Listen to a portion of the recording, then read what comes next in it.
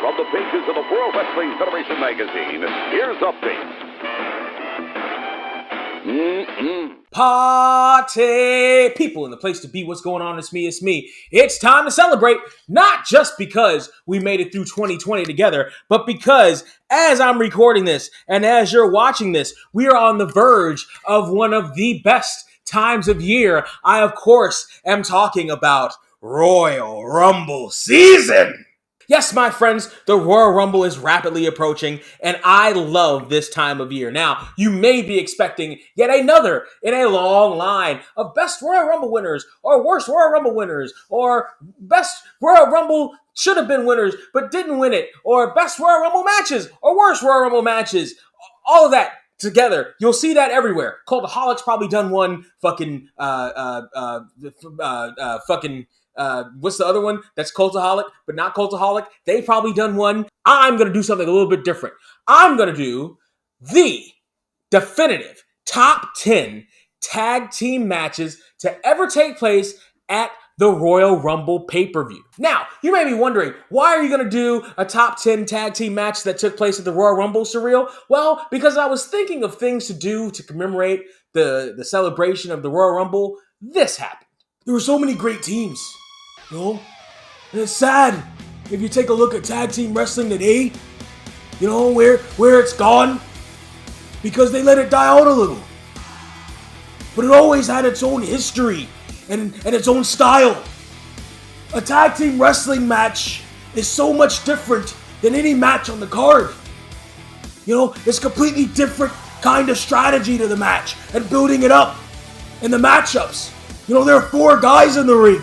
And you team up Andre and Haku as an example against me and Jim the Anvil. You know, it's like people go, well, what's going to happen in this? You know, me and Jim working over Andre can happen. You know, 2 guys on 1. You know, it was fun to play up the psychology of how would the Hart Foundation fare against that team or the Usos. You know, they tag in and out all the time. They have their own certain style. You know, I think it's my understanding that Vince McMahon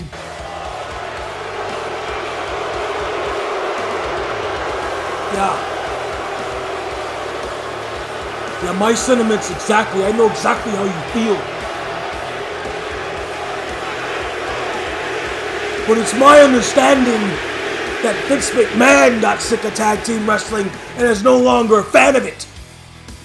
And that's so sad, you know that he kind of single-handedly killed a part of the wrestling business that was so important.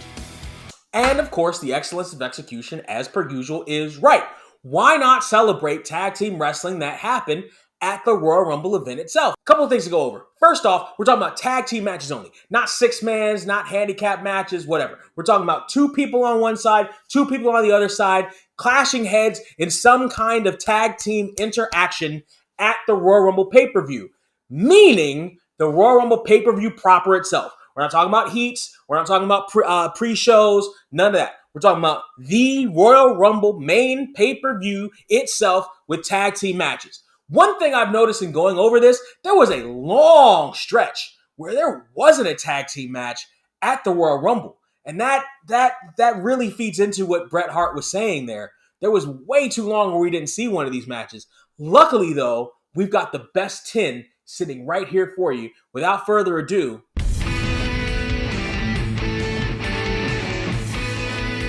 number 10. Bob Sparkplug Holly and the 1-2-3 Kid versus Bam Bam Bigelow and Tatanka with the $1 Million Man Ted DiBiase for the WWF Tag Team Championships at Royal Rumble 1995. Honestly, this is one of those tag team matches that may not come to mind when you think of good tag team matches in general, let alone to good tag team matches at the Royal Rumble, but in doing research for this, there are a lot of garbage tag team matches at Royal Rumbles. So this one actually slides right on in that number 10 slot pretty fairly. Before the match, there was a promo between the 1-2-3 Kid and Harker Holly, and that was absolute garbage. But once we get to the actual match itself, we're talking about some pretty good wrestling here. The WWF was really selling the underdog aspect of Holly and the Kid, even going as far as having Bam Bam Bigelow beat both of them in individual action early on. They had taken the place of the Smoking Guns. This whole tag team tournament took place because Diesel and Shawn Michaels split up at the Survivor Series in 1994, so that left a vacancy in the tag team ranks. The Smoking Guns were designed to win this tournament, but there was an injury somewhere along the line, and so they decided that whoever was in that Smoking Gun slot was supposed to win anyway. So rather than give the win to somebody else or give a bye or something like that to the heel team and have them win without even necessarily winning, they decided to slide in a pre-hardcore but post-Thurman Bob Sparkplug Holly and a pre-X-Pac 1, 2, 3 Kid. This match is what many insiders have said in shoot interviews is what Vince calls a let me up match. In other words, this match isn't designed to be good. As a matter of fact, it's actually designed to be sort of a let down, go to the bathroom, go get some popcorn match in between two major events that you're supposed to pay absolute close attention to. In this case, the two major events were the heavyweight championship match and the Royal Rumble event itself. So really, the placement of this match was arguably the biggest crime that this match committed, that and the fact that Smoking Guns weren't in it. However, even with those odds, the guys in this match really did a heck of a job. From Jump Street, they were behind the 8 ball. However, there was good psychology and good sequences. There was really good use of the big men versus little men aspect, particularly with Bam Bam Bigelow in there, really playing up his role against both the 1, 2, 3 Kid and Bob Sparkplug Holly. Holly's drop kicks, even at this point in his career, were still arguably the best in the business. Even if he threw maybe 1 or 2 too many, they were still really, really good looking. There's some really good heat here, particularly on Hardcore Holly, including a spot with the 1, 2, 3 Kid's exuberance of youth gets the better of him, and he sort of leaves his partner off in the lurch. However, things come together for them. The $1 Million Team makes some crucial mistakes here, and the Tag Team Championships, for the second time, go to the 1, 2, 3 Kid, and for the first of a couple of times, go to Bob Sparkplug Holly. Not to mention that the ending helps set up what would be eventually the main event for that year's WrestleMania, Lawrence Taylor versus Bam Bam Bigelow. This match is better than I thought it'd be. Number 9, Eminem versus the Hardy Boys, Royal Rumble 2007. I'm going into this, watching it just for the first time. I was expecting a lot of it because the first thing I have in my head is Eminem versus the Hardys from the Armageddon match with the ladder and Joey Mercury's face and the blood everywhere and the gore, the violence, the horror, the horror, the horror. This is really good too. Fairly good back and forth. There's lots of heat on Matt Hardy to his face after taking a snapshot on the floor on SmackDown earlier that week. You can really see the potential in Eminem here as a top-tier tag team. Trying to look at it objectively from the eyes of somebody in January of 2007, you can see the potential here, and you can see the star-making qualities that are in Eminem and the Hardy Boys, even though they've been around for a while at this point. Eminem has some really good heat on the Hardy Boys, and the ever-present screeches of Melina just add just a nice little French touch right on top of that heat sandwich of how much you hate these guys, how much you want to see at least Nitro get beat. You do still have some sympathy for Mercury because that was a gruesome shot he took, and with the face mask and everything, you almost kind of wanted to see them get their revenge. You kind of wanted to see them, if they didn't bust a Hardy's face, you kind of wanted to see them at least maybe get the victory here. Unfortunately, they don't. But for the parts of all the people involved in this match, you have a really good outing, a really good opener to a Royal Rumble. Number 8. The Hart Brothers versus the Quebecers with Johnny Polo for the WWF Tag Team Championships 1994.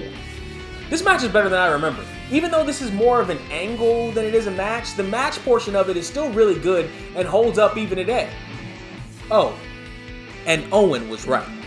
This match really is about Owen Hart. And this is a much better outing for Owen than he would have had a couple years earlier with the New Foundation against the Orient Express, which was not particularly good at all. He's more ready for that upper echelon spot here than he would have been a couple years ago. Still a couple of kinks in the armor, a couple of miscues.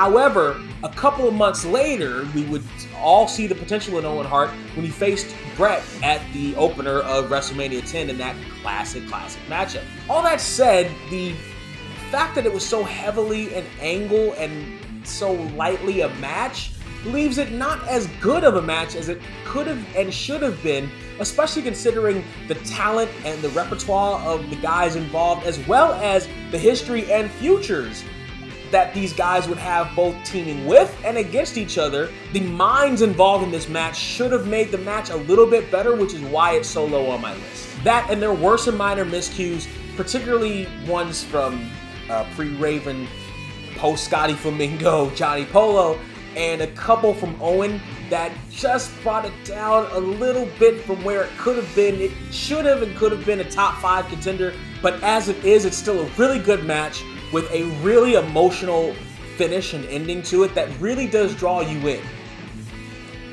Number 7, the Legion of Doom versus the New Age Outlaws for the WWF Tag Team Championship, 1998.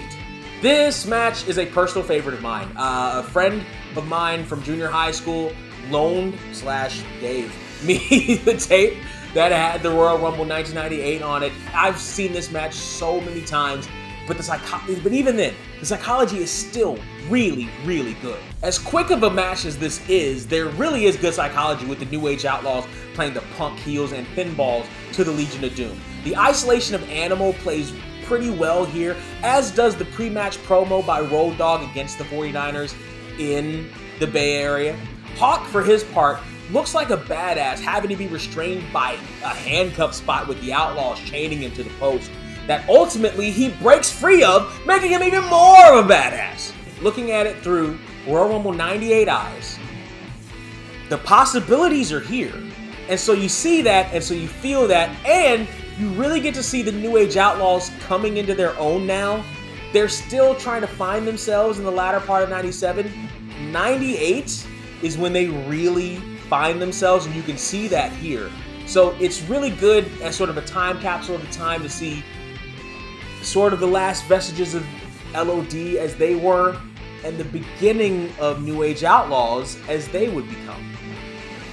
Number 6, the Usos versus the New Day for the WWE Tag Team Championship, 2016.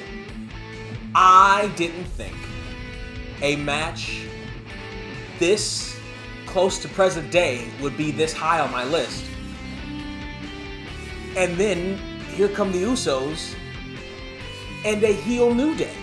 This match had a solid start with good pacing back and forth. There's lots of action early on. Xavier particularly does some really good quote-unquote manager stuff, including some proto-Bailey on Michael Cole jabs, which I really enjoyed, especially because Michael Cole really kind of seemed to be taken aback by it, and that's always funny. Once the breakdown happens, though, that's when the match really kicks into gear and bodies start flying all over the place. There's lots of misdirection at the end, which works very well here with everybody's agility and speed. Big E specifically impressed me with how he moved back then for a guy his size. There's a really good ending here. The misdirection, like I mentioned before, is just enough to keep you occupied and keep you interested, not too much to keep you distracted from what's going on. And the timing. Oh my gosh, the timing. Split-second timing, really, really good here. The big ending even looks good, and I hate that move. And you know the people that talk about the New Day and the Usos as some of the greatest tag teams of all time? This is one of those matches that they look at and they point to as to why they have them on their list. And if they point to this match, it's hard to argue that point because this one is top tier. Number 5. Spike Dudley and Taz versus the Dudley Boyz with Stacy Keibler for the WWF Tag Team Championships, 2002. How is this one higher than the New Day and the Usos? Well, you go on your clean clack machines and clean the clack away with questions like that while I go into why this match is where it is. Yet another in the long string of Dudley Boyz tag team matches that start the Royal Rumble. This one, like the others, starts with a hot start, but it fits. It makes sense here, and it works for what they do. Very early on, at the very beginning, they dispatch with Taz with a reverse 3D on the floor, making him essentially obsolete for a significant portion of the match. This match really should have ended about a minute or two into it once they started beating up Spike Dudley, but it doesn't because the Dudley boys want to beat the hell out of Spike Dudley. Essentially, they want to break him. They've already injured his neck. They want to break him and throw him completely out of wrestling. However, that doesn't work because, for whatever reason, Spike's half-brothers have forgotten one thing about Spike. His heart. Spike took amazing heat. No one could take a beating like that little guy. Taz does very little here, but what he does is very impactful. Impactful enough to make you remember why people like Taz in the first place. He was a human suplex machine and he proved it here. And honestly, he arguably catches the biggest pops of the match. Particularly at the end when Stacy Keibler comes up to the apron and tries to smack the taste out of Taz's mouth, but for her trouble, catches a Taz mission. Devon comes in for the save, only to catch a Taz mission and lose for the Dudley boys. This match is where it is because I was able to instantly connect with Spike, instantly connect with Taz, instantly connect with the Dudley boys and their heel heat and not wanting to see them win, instantly connect with Stacy Keibler and her annoyance and as hot as she was, you know, she's still acting kind of like a brat outside. I was able to connect more with the characters in this match than I was in the Uso New Day match, which is why this one is slightly above it. You can argue the point all you want to, but those are the facts, Jack. Number 4. The Dudley Boys versus Edge and Christian for the WWF Tag Team Championship 2001. What was that you got there? Oh, a Dudley Boys tag team match at the Royal Rumble? Well, why don't you go ahead and put a hot start on that? Yeah, it's tradition. Solid tag team fundamental wrestling here and really good heat, particularly on Devon Dudley. Bubba, for his part, can be a little annoying on the apron, but the action itself I thought was particularly good. The announcing here really helps a lot with the emotion that JR and the King are able to bring to this match, particularly in helping to get the Dudley boys more over his faces, because I typically, at this stage in my wrestling watching, like them more as heels, but they really help bring them along as faces, at least in this environment against this team. The end sequences were really good, culminating with Edge and Christian trying to do the what's up and getting foiled big time with Christian taking it from Edge and Edge catching the 3D. It's a big WrestleMania type face win at the Royal Rumble, which, you know, is a bit of a surprise, particularly at this point in WWE's existence.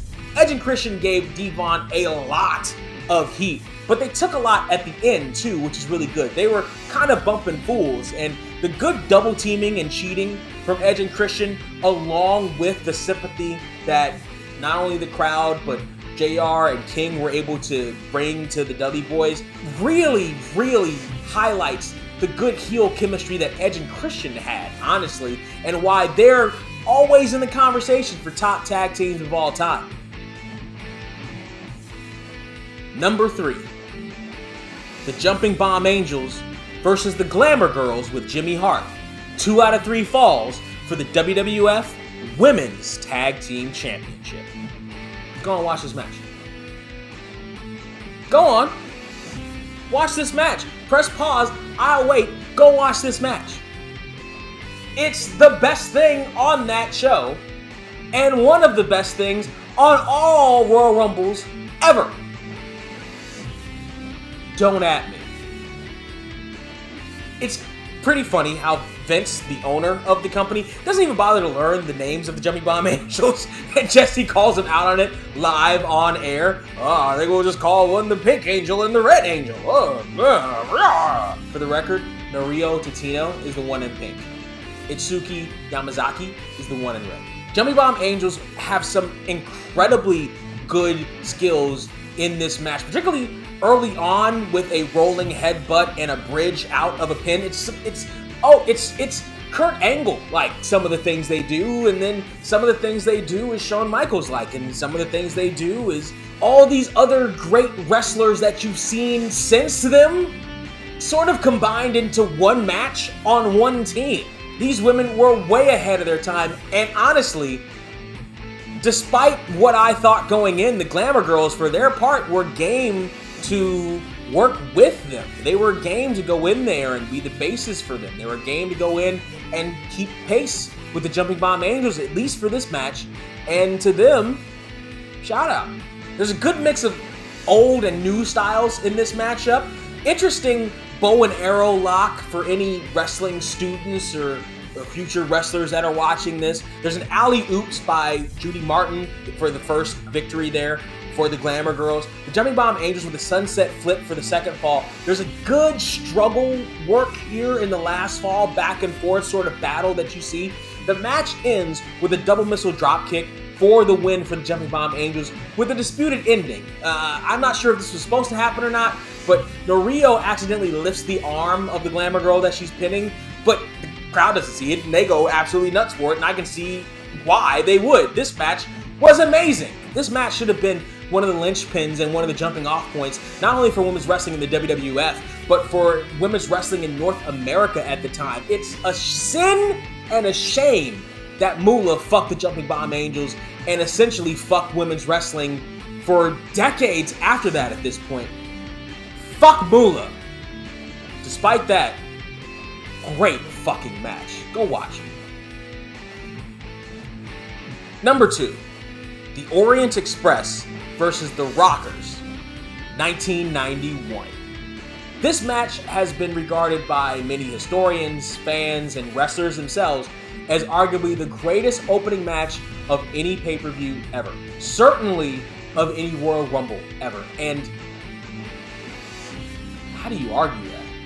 First things first, this version of the Orient Express is after the replacement of original member Sato by new member Kato, played by journeyman Paul Diamond. This match is amazing back and forth action from bell to bell, with athletes who are in their prime, who are hungry to prove that they deserve not only to still be employed with WWF, not only their spot in WWF, but to excel in WWF. And in this match, they do it for it. If I can be snarky for a minute, and Lord knows I can, this match is what the Young Bucks think they're doing, want to do,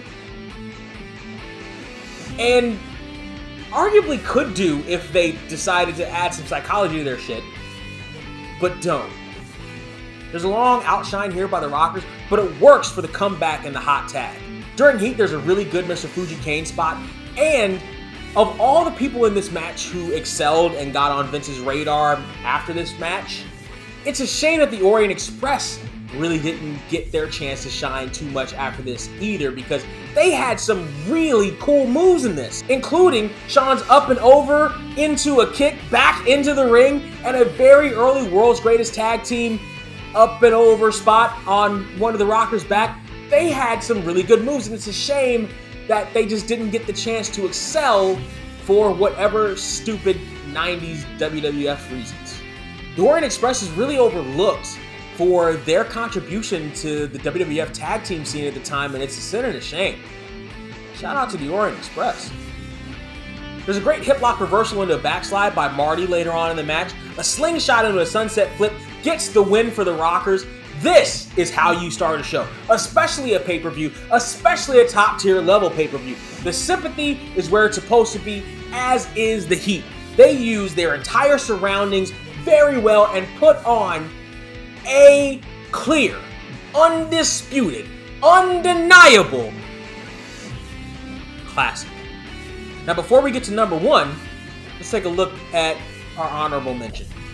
The Dudley Boyz versus Lance Storm and William Regal for the WWE World Tag Team Championships 2003. This match fundamentally was really good. It was just hard to connect with this match. I remember having a hard time connecting with it at the time, and with hindsight, I still had a hard time connecting viscerally with the characters in this match, but the action itself was pretty good.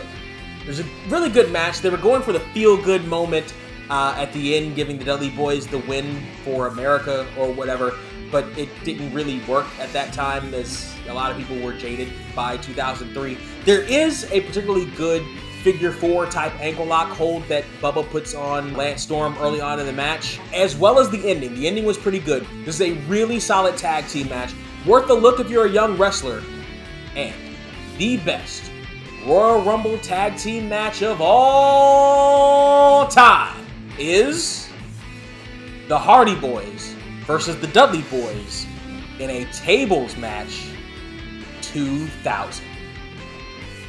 Does the phrase car wreck mean anything to you? Before we go anywhere, the Hardy Boyz have never been good promos, and the pre-match promo that they have with Terry and Michael Cole about leaving her backstage is no different. They're not particularly great. However, the pre-match promo by the Dudleys in the arena makes some sense as they go to a northeastern town and they want to make sure that there's no ECW chance for them. So they go out and they start talking shit about New Yorkers and say, hey, you should have John Rocker as your mayor. This is still stuttering Ray Dudley we're talking about here. Oh, by the way, did I mention that because this is a Dudley Boy Royal Rumble Tag Team match, that we have to have a hot start? This is another example of what good broadcasting and good announcing can do for a match. They are very clear about the rules. Howard Finkel, when he's announcing, is very clear about the rules. JR and King are very clear about the rules. The way to win is to offensively put your opponents through a table, both opponents through a table. There's no Sheamus versus John Cena accidental championship wins here. No. You've got to put your opponent through a table. They can't, if they fall through it, well, you got to pick them up and put them through another one yourself. So, very clear about the rules, and I'm so glad they are. And it helps feed the excitement. It helps feed the near falls, I suppose, that you can have in a match like this. Early on, Jeff almost gets clipped because there was he almost goes through a table, but Matt flips it, and as he's flipping it, the legs come up, and it's mere inches away from the steel legs of this wooden table, jamming, puncturing, breaking, ending something on Jeff Hardy. All you Young Bucks fans, watch this match instead of a Young Bucks match. This is what they want to do. This is what they want to do. This is what they want to be. This is this is who they're imitating. And especially in the eyes of 20 years later, it's pretty clear that this is who they're imitating and why they would be imitating them, but how they missed the mark, because there were no extra safety precautions, like the referees weren't extra safe with these guys or whatever. They kind of went out there and flew around and they landed where they landed, or they took the shots that they took. Jeff Hardy trying to do the walk across the ramp, taking a table straight to the head. You know, these kinds of moves that make it this train wreck, but make it so amazing to watch. And how these guys can have this pinpoint accuracy with their bodies, with the bodies of the guys that they're working with, and make it all look amazing and honestly real. Like I mentioned earlier, the near falls are really, really good here with a tag team partner moving the table out of the way. They have to make that split-second decision of, do I save my partner from getting superplex off the top rope, or do I just move the table so that my brother doesn't go through that table and we don't lose the match? And that split-second decision, that thinking on the tag team partner's part really is good and really does get the crowd invested as you hear, oh, you hear them getting invested in every spot that involves a table. This camera work is phenomenal. Oh my God. The worst thing Vince McMahon could ever do for his company is keep allowing us to watch how great the past was on the network, because then we go back and watch the newer stuff and realize how terrible it is, particularly the camera work. I didn't go into an epileptic shock watching this match. Holy crap, the camera work was solid. Even and especially a tag team double team move by the Hardy Boyz. They had Bubba lined up on a table. Matt came off a ladder, and all we saw from that camera angle was Matt coming off the ladder. We didn't know that Jeff was coming, as the audience sitting at home, Jeff was coming off the top turnbuckle on the other side of the ring to do the Hardy Boyz leg splash combo that they did. Oh my gosh, that was such a great visual. Thank goodness for that kind of visual then versus the seizure and nausea-inducing shit we get now. I do have to mention there was a particularly weird moment on commentary in this match where Jerry the King Lawler said, "Bet these guys were good with an erector set when they were young." And JR replies, "Gonna be some erection destruction here."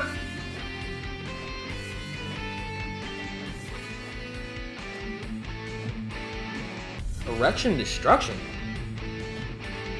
JR, maybe lay off the blue shoes, bro. Great finish to this match. Jeff Hardy and Bubba fighting over the entranceway on the other side of MSG. Jeff Hardy with the chair, whack to Bubba Ray's head. He goes falling through a table. That doesn't end the match. So it has to be Devon. It's either Devon or Jeff at this point because both Matt and Bubba have gone through tables. It's Devon or Jeff. So Matt sets Devon up on tables that were partially set up by MSG staff for whatever reason. I don't know if the Dudleys paid them off or what. Now, I do have to dispel an urban legend or a misnomer that even I had at one point because I saw the match however many years later and forgot it and misremembered it. Jeff Hardy doesn't dive off the cab at the entranceway like we all think he does. he dives off the completely opposite entranceway in MSG onto the Dudleys, but it's still freaking cool.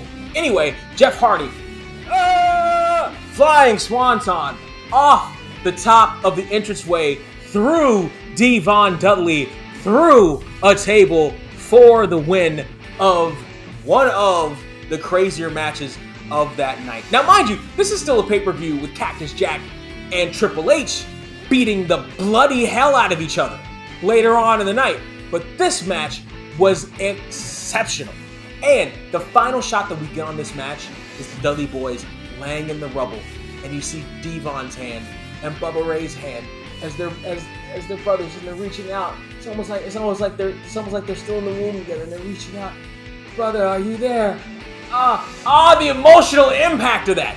Even on dirty, dastardly heels like the Dudley Boyz who beat up our young, pretty new rockers and midnight rockers and the Hardy Boys.